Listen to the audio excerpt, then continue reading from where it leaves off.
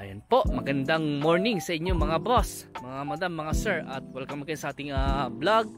So for today's episode po natin, dito naman po kami sa bayan po ng Rosales, Pangasinan, at meron po kaming ipapakita po sa inyo na ito naman po ay maluwang na property at medyo may kataasan konti yung price niya, pero reasonable naman po dahil itong property na po to ay may potential for industrial, for commercial.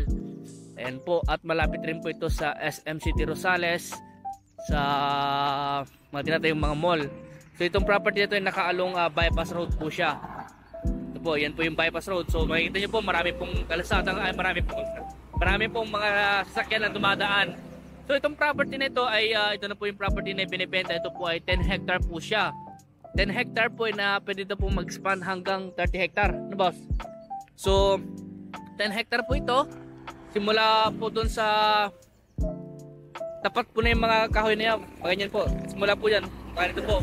Siguro ang frontage po yan dito sa part na ito na sa mga 100 meters po siguro mahigit.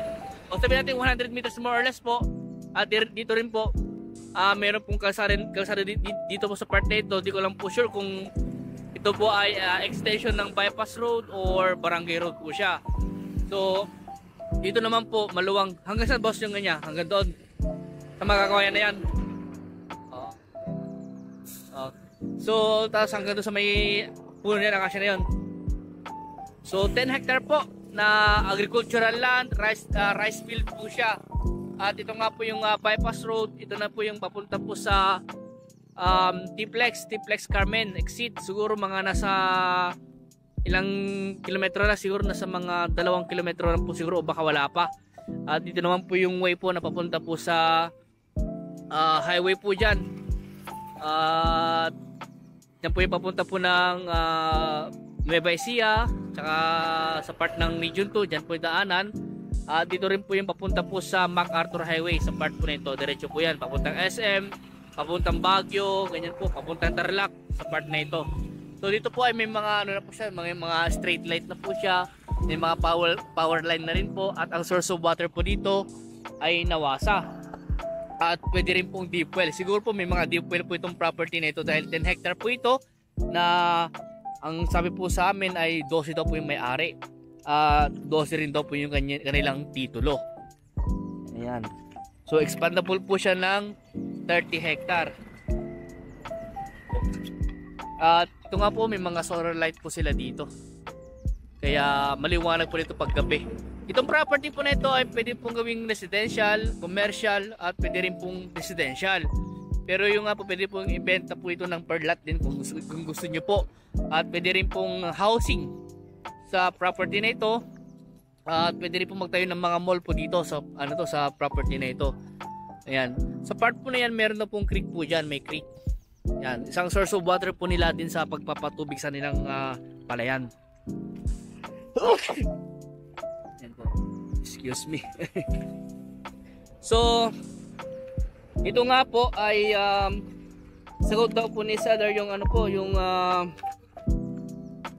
wala naman nakalagay dito. So ayun, sagot daw po ni seller yung capital gain tax at porsyento po ng ahente sa property po na ito. Ayan. So yung kanyang frontage po dito, maluwang din po sa dito. Siguro sa mga ilan yung frontage niya dito, boss? 200. Nasa mga 200 daw po yung frontage po dito. Tapos sa bandaron naman po sa may bypass road, nasa mga 100 more or less, siguro mga 150, mga ganun po. So 100 more or less na lang po sabihin natin. Ayan. So ang ganda po nitong property na ito. Yun nga po sabi ko sa inyo, mayroon po siyang potential for business, for industrial. Ayan po. At kailangan lang din na magtabon konti lang, siguro itatapon dito. Ayan. Ang makakabili po siguro to yung mga malaking kumpanya na. Yung pagtatayuan po nila ng kanilang mga business. Pwede rin po ito sa sa mga bodega, yung mga yan. Tapos terminal, pwede rin po ito. Ayan. Siguro hanggang doon po yun sa mga kakawayan po na yan. Gumano na po siya hanggang doon sa may akasya po na yun. Gumano na rin po. Tapos sa creek, ayan, tapos sa bypass road na po. So yung shape po ng property check nyo na lang po sa drone video, i-highlight po namin doon yung kanyang boundary. Ayun po.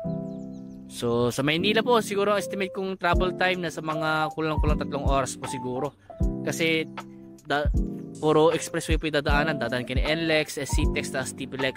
Pagka exit nyo po ng Carmen exit, ayan na po yung property. Ay, malapit na po yung property doon. Yun nga po, mga 2 km lang po ang layo po niya dito sa property. Pagka exit nyo po, mga 2 kilometers na po, dito na kayo sa property. Ayan. So hindi ako makababa dahil medyo mataas yung ano.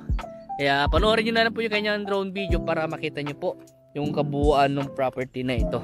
Dahil kitang-kita naman po sa video na puro palayan po siya. At dito nga po sa kanyang harap, dito po sa harap po ng property na ito, may mga kabahayan na po dito. So nasa dyan na yung power light, kakabit na lang. Tapos source of water, nawasa. Ayun po, may nawasa po doon, no? At deep well, pwede rin po. Ayan. Sa mga naghahanap po ng ganitong property na pang business po nila, sa mga gawin yung pong mga business niyo po, pwede po ito, maganda po siya.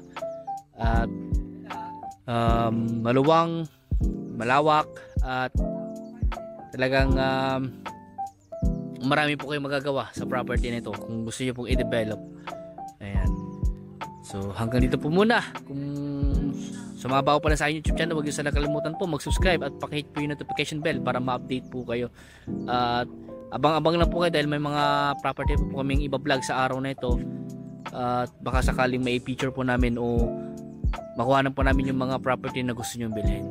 So hanggang dito po muna at maraming salamat po sa inyo lahat at God bless po.